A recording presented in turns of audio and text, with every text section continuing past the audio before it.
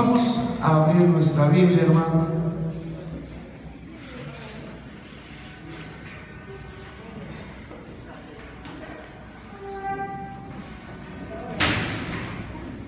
En la segunda carta a los tesalonicenses, segunda carta a los tesalonicenses, capítulo 3.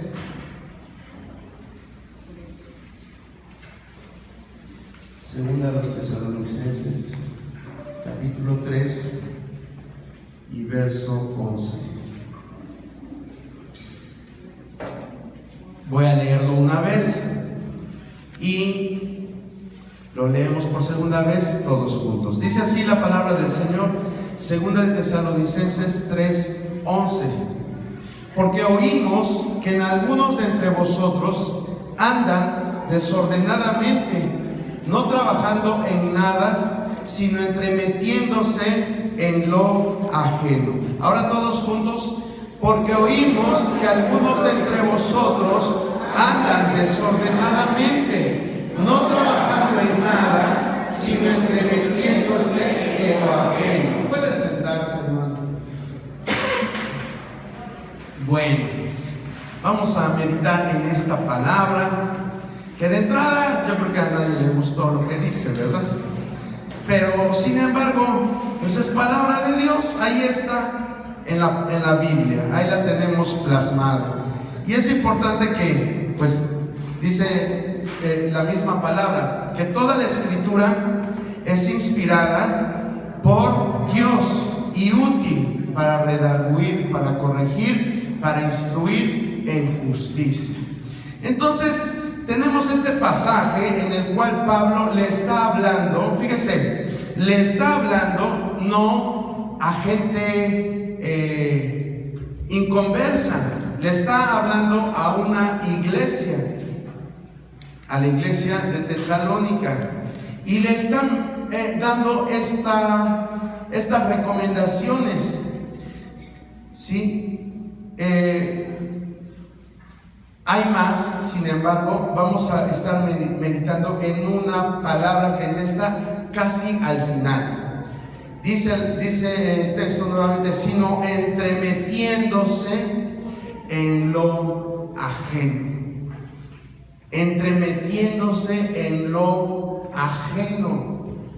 Fíjese cómo a Dios nada se le escapa. Hay cosas que nosotros las damos por sentadas, que no tienen ninguna repercusión en nuestra vida espiritual.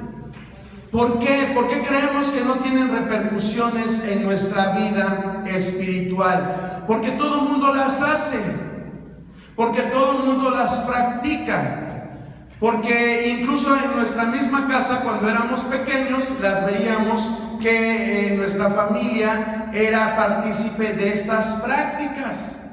Y por eso cuando crecemos, muchas veces no le entregamos esos aspectos que creemos sin importancia, no se los entregamos a Dios, pero es necesario que Dios limpie nuestro pensamiento. Es necesario que Él tome de su sangre preciosa y nos limpie y nos purifique. Pero le debemos de decir, debemos de confesar nuestras faltas. Dice la palabra que si nosotros confesamos nuestros pecados, Él es fiel y justo. Si nosotros confesamos, no está diciendo que los pecados que tú haces y no se los dices te los va a perdonar. No, dice que si nosotros confesamos nuestros pecados, Él es fiel y justo. La confesión, ¿sabe qué implica? La confesión implica el hablar. Cuando vamos a confesar algo, tenemos que hablarlo. Usted no puede ser testigo en un juicio y decir voy a ser testigo, y lo ponen en la silla de las personas testigos y le está hablando al fiscal o le está hablando el abogado, y usted no se puede quedar callado. ¿Usted qué tiene que hacer? Usted tiene que testificar y dar una confesión. Lo mismo pasa lo mismo pasa en nuestra vida espiritual. El confesar es decirle a Dios: Señor, reconozco que yo he hecho esto, que he cometido esto, Señor. Y eso es confesar, porque si nada más lo pensamos o no nos detenemos en realidad en una oración y lo confesamos, eso va a seguir arraigado en nuestra vida. Y miren, la palabra de Dios nos da el ejemplo aquí en la iglesia de Tesalónica. La iglesia de Tesalónica, Pablo la empieza a alabar mucho. ¿Por qué la alaba mucho? Porque estaba sufriendo persecución. Estaban sufriendo por causa del nombre de Cristo. Mas sin embargo, también la palabra de Dios nos dice que tenían ciertas cosas que tenían que cambiar todavía ellos. Es bien importante esto, hermano. Es muy importante. Porque muchos de nosotros tenemos la idea errónea que cuando venimos al Señor y le decimos: Señor, perdóname por mis pecados, creemos que ya ahí todos han sido englobados y Él los ha destruido. Pero hay cosas que en nuestra vida están y no se las hemos entregado, y eso es lo que Pablo está confrontando, esos pequeños aspectos. Dice ahí: porque oímos de algunos de entre vosotros que andan desordenadamente, no trabajando en nada, sino entremetiéndose en lo ajeno. Hoy vamos a hablar acerca de esa práctica que es el entrometerse donde no nos llaman. De hecho, la definición, ¿sabe cuál es la definición de una persona entrometida o entrometerse? ¿Sabe usted cuál es la definición? Mire, se la voy a decir, está un poquito larga, pero algo se nos ha de quedar en nuestra cabeza.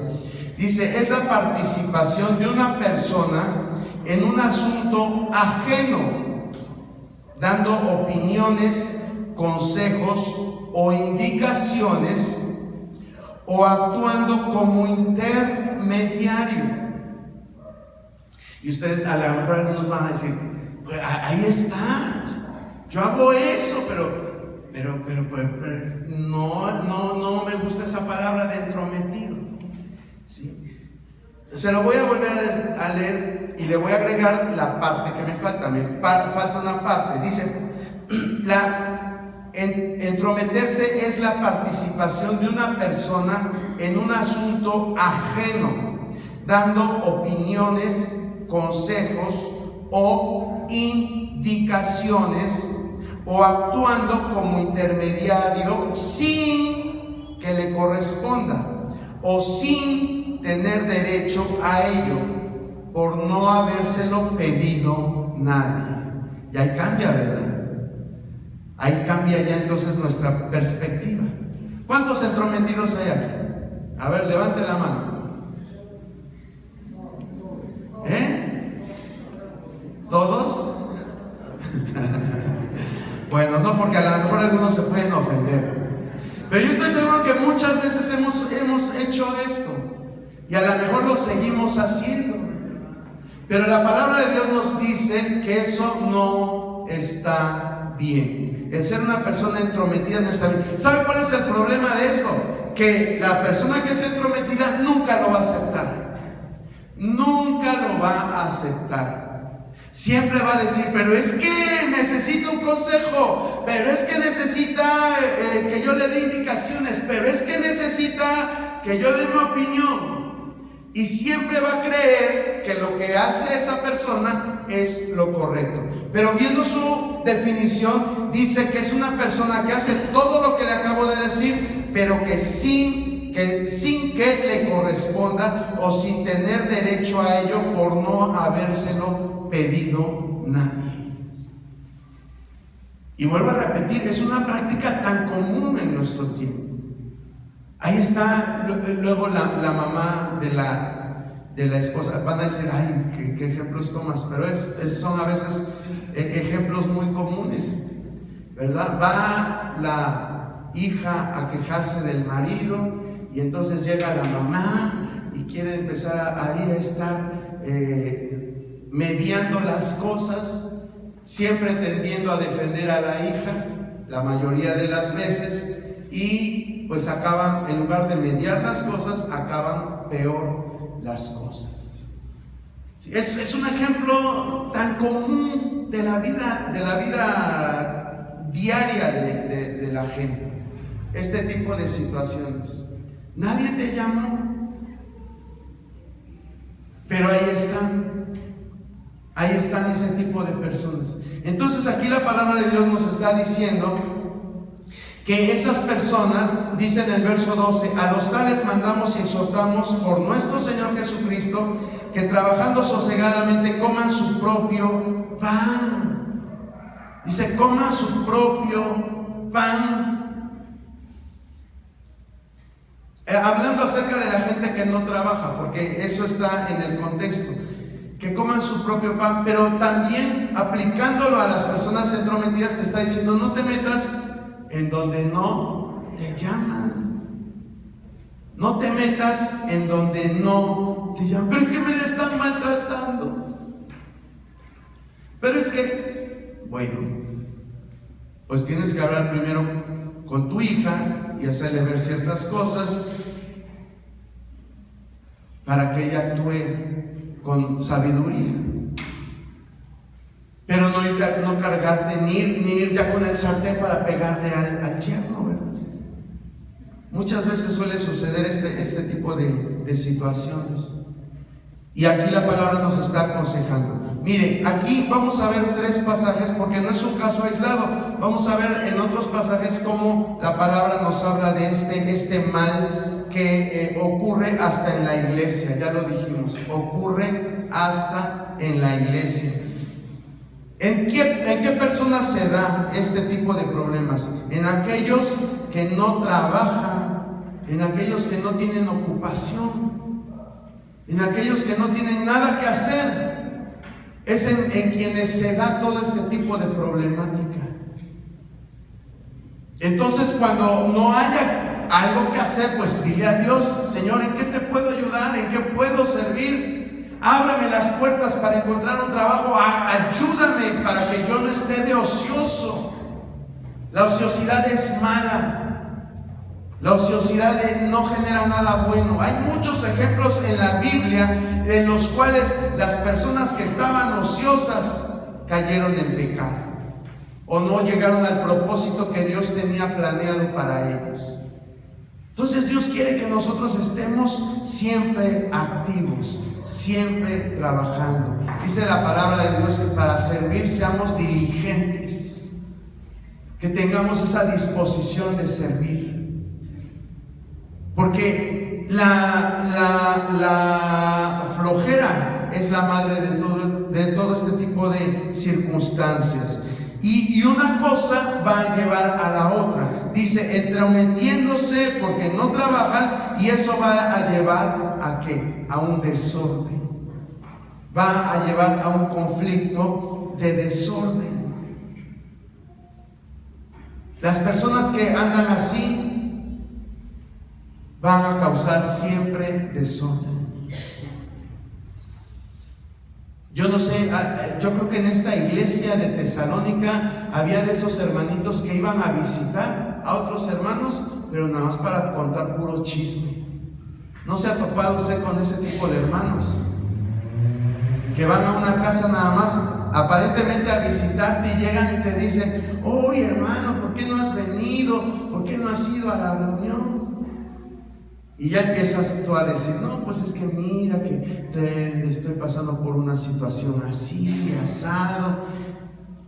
Y ya empiezan a platicar y de momento empiezan a cambiar la plática, y ya cuando te das cuenta ya están hablando de cosas que ni deberían de hablar. Yo creo que así había mucha gente en Tesalónica, donde Pablo hace la recomendación. Dice, porque oímos que algunos de entre vosotros andan desordenadamente, no trabajando en nada, sino entremetiéndose en lo ajeno. Entrometiéndose en lo ajeno. Entonces, la recomendación es, ponte a hacer algo. ¿No quieres caer en este pecado? Ponte a hacer algo. Ponte a trabajar, ponte a planear cómo lograr tus propósitos. Mire que la persona que tiene la mente ocupada nunca anda viendo la vida de los demás. La persona que tiene un plan en la cabeza, la persona que tiene una visión en su mente, lucha por alcanzar esa visión, lucha por alcanzar ese propósito. Y no te estoy hablando de una visión empresarial, voy a hacer una empresa transnacional y voy a hacer edificios grandes para ahí meter todos mis empleados. No. Tu visión puede ser hacer de tus hijos alguien mejor. Tu visión puede ser impactar a tu barrio con la palabra de Dios, impactar tu colonia, tu cuadra con la palabra de Dios. Hay una escuela cerca y ahí en esa escuela a mi hijo le hicieron mucho bullying. Pues ahora yo me voy a pedir permiso a las autoridades y que me permitan estar ahí en las horas de receso, en las horas que haya horas libres, para yo estar vigilando y que ningún niño sea buleado, sea hostigado por otros. Son cosas sencillas que se pueden hacer, pero que eso te va a impedir estar pensando, a ver, abro la cortina, a ver a qué horas llega la hija de la vecina. Se fue desde las 3 de la tarde, ya son las 11 de la noche y no aparece. Y la señora ya se salió a asomar, ya hasta se peleó con el marido porque no llega la hija. Y estás ahí viendo a qué horas llega la hija. Te dan las 3 de la madrugada, te dan las 3 de la madrugada con el ojo pelón, solo nada más para estar viendo a qué hora llega la hija de la vecina. Pero para ponernos a orar, no aguantamos a las 3 de la mañana. Pero para estar viendo qué hacen los demás, para eso sí no tenemos sueño. Entonces vean qué dañina es esta práctica. Entonces vamos a pedirle al Señor que Él ponga algo que hacer en nuestra mente. Usted va a decir, pues es que ya hice todo lo que tenía que hacer, ya no tengo nada que hacer. Pues ponte a hacer algo productivo, para que no andes desordenadamente ni entremetiéndote en la vida de los demás. ¿Qué dice 1 Tesalonicenses 5:13? 1 Tesalonicenses 5:13. Tengáis en mucha estima y amor por causa de su obra, tened paz entre vosotros. Perdón, es...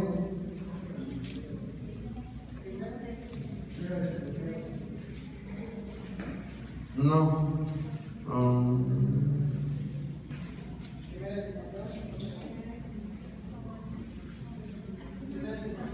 A ver, dice ahí la palabra entrometido en Timoteo. Y también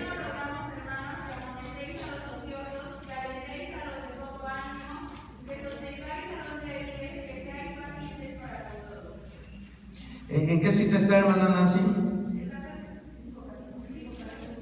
Ok.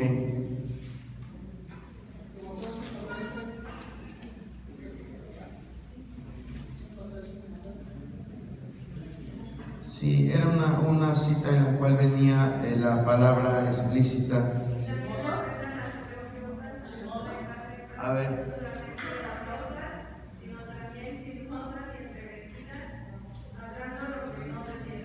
Ok, hermana Ali, ¿cuál es la cita? 1 Timoteo. Ok. Gracias por todo el apoyo. 1 Timoteo 5:13. 1 Timoteo 5:13. Dice, y también aprendan a ser ociosas, andando de casa en casa, y no solamente ociosas, sino también chismosas y entremetidas. Su mente está fuerte esta palabra, ¿verdad?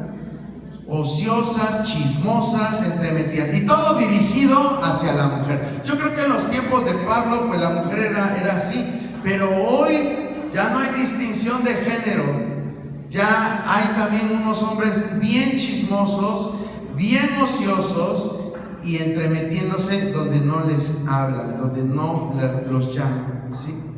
Dice que hablando lo que no debiera. Y es que la persona entrometida no es solo aquella que cuenta lo que está, digamos, está viendo, sino que a veces le agrega. Por eso aquí menciona la palabra chismosa. Vamos a quitar chismosas y decir chismosos, porque vuelvo a repetir, hay hombres también que les reencanta ser entrometidos. Pero todo raíz de ¿qué es? De la ociosidad. Si se da cuenta, aquí dice ociosas, y en el pasaje anterior decía que no trabaja en nada. Es importante trabajar, es importante servir, hermano. Es importante que mantengamos nuestra mente ocupada en cosas positivas, en cosas que te van a beneficiar a ti o van a beneficiar a tu familia o a los que te rodean, o en tu trabajo o en tu escuela, pero manteniendo la mente siempre ocupada en buenas cosas.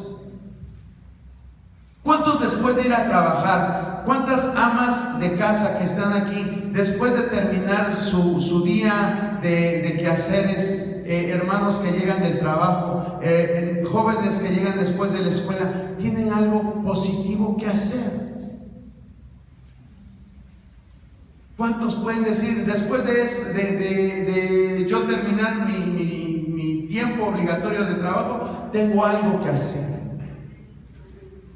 Qué bueno, acá hay una manita alzada, pero la mayoría no, otras manitas por allá están alzadas, pero la mayoría no. Entonces Dios nos está llamando a combatir este problema, a combatir este problema que es realmente algo muy perjudicial. Estaba perjudicando a la iglesia de Tesalónica, estaba perjudicando a la iglesia de Éfeso, porque Timoteo era pastor de la iglesia de Éfeso. Entonces estaba habiendo problemas en las iglesias por causa de esta mala costumbre. Por causa de esta mala costumbre. Y finalmente, a ver si la anoté bien, 1 de Pedro 4:15. Primera de Pedro 4:15.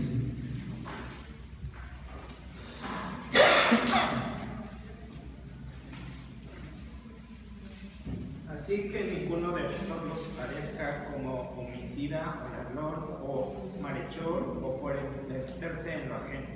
Gracias, hermano José Alfredo. Dice la palabra bien claro, dice, así que ninguno de vosotros padezca como homicida o ladrón o malhechor, o por entrometerse en lo ajeno. Fíjese a nivel de qué compara esta práctica con pecados que nosotros diríamos pues son tremendos: el homicidio, el que roba, el que le gusta hacer el mal. Y ahí dentro de esos tres introduce otro, dice por entrometerse en lo ajeno. ¿Qué le pasa, hermano, al homicida que es descubierto en su pecado? ¿Qué le pasa? Humanamente hablando, amerita cárcel, ¿sí? En algunos países hasta la silla eléctrica o pena de muerte. ¿Qué le pasa al ladrón?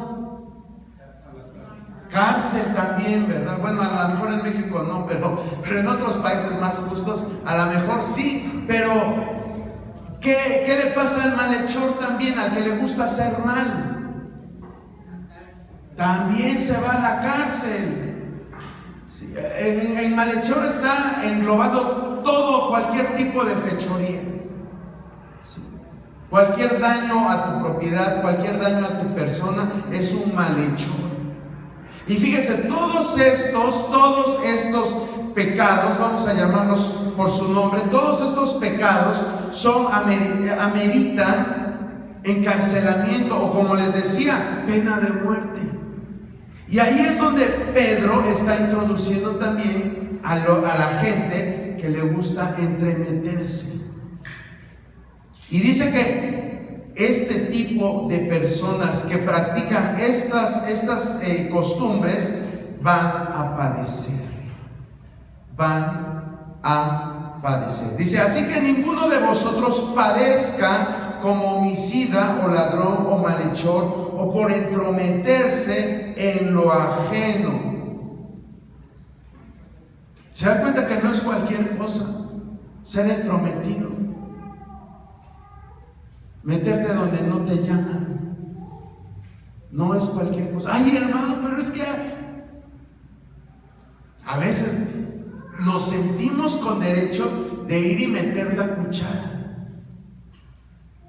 Pero debemos de evaluar bien las situaciones. ¿Sabes dónde podemos nosotros intervenir y meternos y meter la cuchara?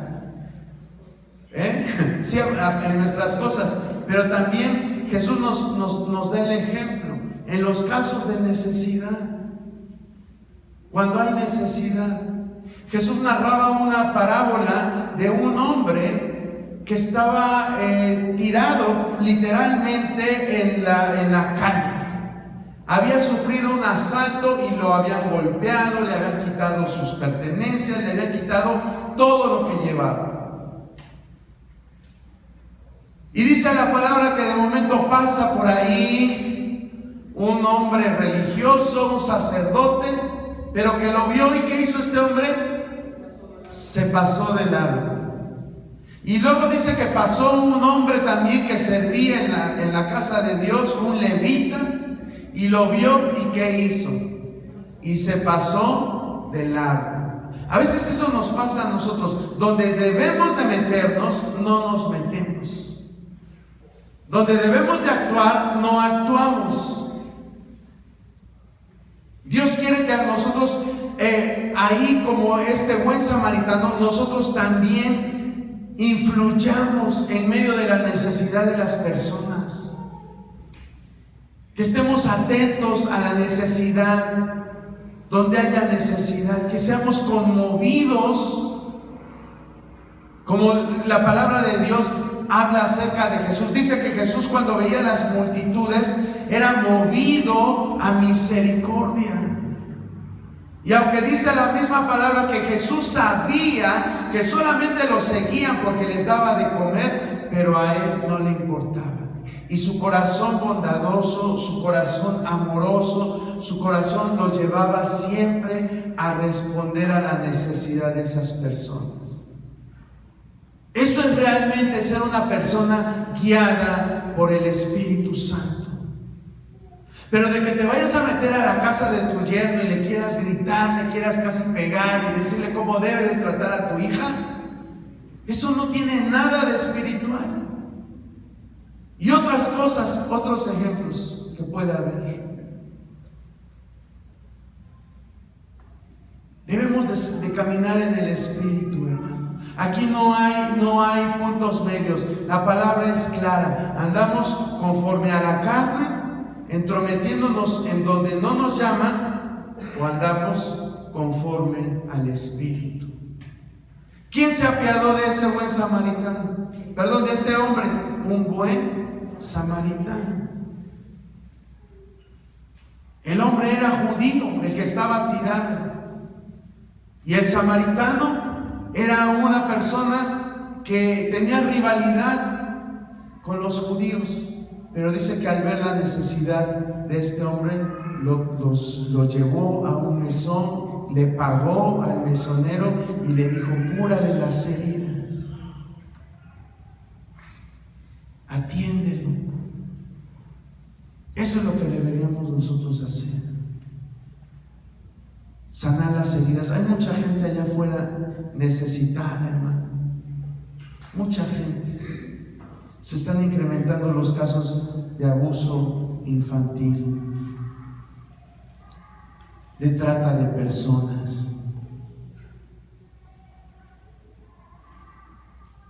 de abuso de drogas. ¿Y todo eso por qué? Porque estamos en una sociedad descompuesta, en una sociedad que solamente se preocupa por sí mismos. ¿Por qué sufren esos niños? Porque los papás se pelearon y no pueden reconciliarse y prefieren separarse y dejar al niño a la deriva, presa de los lobos que lo están esperando para acecharlo y comerse. ¿Cuánta necesidad hay, hermano? ¿Cuántos jóvenes, señoritas, que por ese tipo de problemas en sus hogares se sienten solos, que nadie los escucha, y encuentran a alguien que le dice: con esto te vas a sentir bien, fúmatelo, aspíralo, date unos toques, inyéctate y te vas a sentir mejor? Y los jóvenes caen en todo eso. O si no, son presas de la lujuria y empiezan a tener relaciones y empiezan a tener infecciones, se contagian de VIH. Y los hospitales ya no se dan abasto para atender todo ese tipo de problemas. Hay desabasto en los medicamentos para ese tipo de problemas. ¿Por qué? Porque los índices de crecimiento de ese tipo de problemas está subiendo muy rápido. Las tasas de contagio son muy altas, hermano. Pero son jóvenes, son niños que no encuentran a alguien que les pueda indicar hacia dónde dirigirse. Son jóvenes y niños que viven a la deriva. Son jóvenes y niños que necesitan conocer el amor de Dios. Pero nosotros somos incapaces de ver la necesidad allá afuera. Y si la vemos, muchas veces somos como el sacerdote, somos como el levita, nos pasamos de frente. Eso sí, mis problemas, ahí yo voy de metiche y trato de resolverlos aunque nadie me llama, y ahí estoy yo. Pero para ver y atender la necesidad de la humanidad no tenemos corazón para hacerlo. Hoy Dios nos invita a ser como ese buen samaritano, hermanos. Hermano, tenemos ahorita en ti 25 niños que tuvimos que dejar a los bebés por problemas así como lo que están diciendo. Los papás nos han dejado abandonados por problemas, y tenemos 33 abuelitos que les llevamos de comer todos los días por parte de ellos, porque están abandonados por los hijos les quitan las casas, les pegan, y los tenemos ahí pues abandonados, y se encarga de que les llevamos de comer todos los días. Muchos niños drogadictos de 12 años, 13 años, mucha delincuencia. Sí, hermano, sí, eso es algo, y no lo vemos. Vivimos tan ensimismados en nuestro mundo, en nuestros problemas. Por eso necesitamos, hermano, clamar para que Dios derrame de su espíritu. Ustedes, por más de que he tratado de transmitirles esta visión, como que siento a veces, digo: Señor, creo que les hablo en ruso, les hablo en chino, porque es lo que necesita nuestra sociedad, hermano. Es lo que necesita. Necesita un despertar espiritual. Hoy allá afuera está gobernado por las tinieblas. La iglesia está replegada. La iglesia, yo le decía hace unos días, no faltan muchos años o quizás meses en que vamos a sufrir persecución. Y no se lo digo para que usted entre en pánico o le dé miedo, pero con la actitud que tenemos, el mundo está ganando y ganando y ganando terreno, y está acorralando a la iglesia. Esa es una realidad. Y si no le pedimos auxilio a Dios en este tipo de problemas, por nosotros mismos no vamos a poder hacer nada. Muchos de ustedes van a renunciar a la fe, o vamos a renunciar a la fe. Cuando veamos ya que estamos totalmente acorralados, muchos vamos a renunciar. Pero no queremos pedirle la ayuda al Señor. Un avivamiento es el que cambia la sociedad. Estaba leyendo acerca de un avivamiento que hubo en Gales en 1905, casi a la par al que hubo en Azusa. Y ahí menciona cómo ese hombre que empezó con esa visión, se llamaba Evan Roberts, empieza pidiéndole a Dios, porque él veía que los problemas en la sociedad eran muchos. Y le empieza a pedir al Señor que mandara un avivamiento a su país, que mandara un avivamiento. Y clamaba y clamaba y clamaba al Señor hasta que vino ese avivamiento. Y yo le puedo hablar de todas las cosas sorprendentes que ocurrían cuando ese hombre predicaba. Yo le puedo hablar de que se convirtieron más de 100,000 personas en ese avivamiento. Y que cada vez que ese hombre hablaba, cosas grandes sucedían. No era nada más de que se sanaran los que tuvieran resfriaditos comunes o que les dolía la panza y se les quitara el dolor. No, Dios regeneraba miembros, regeneraba brazos, regeneraba manos, regeneraba dedos, regeneraba pies. La gente no quería salir de ese lugar. La gente estaba entregada de lleno. Dice la palabra que los periodistas decían que cuando empezaban las reuniones se veía una luz resplandeciente arriba del lugar donde se hacían las reuniones. Era la gloria de Dios.